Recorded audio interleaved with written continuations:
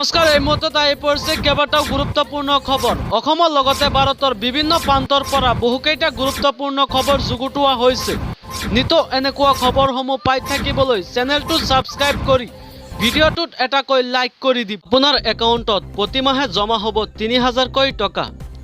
কেন্দ্ৰীয় চৰকাৰৰ এক বিশেষ অভিলাষী আঁচনি। ১৮ বছৰ বয়সৰ পৰাই কৰিব পাৰিব আবেদন। পেঞ্চন হিচাপে মাহেকত লাভ কৰিব ৩,০০০কৈ টকা।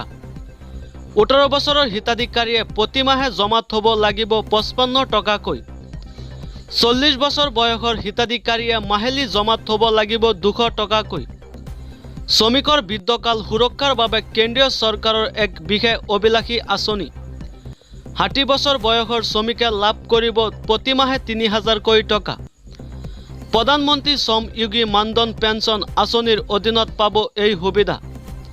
যোগ্যতাৰ চৰ্ত: অসংগঠিত শ্ৰমিক যাৰ মাহিলী উপাৰ্জন ১৫,০০০তকৈও কম। বয়স হ'ব লাগিব ১৮ পৰা ৪০ বছৰৰ ভিতৰত। এই আঁচনিৰ বাবে কেনেকৈ কৰিব আবেদন?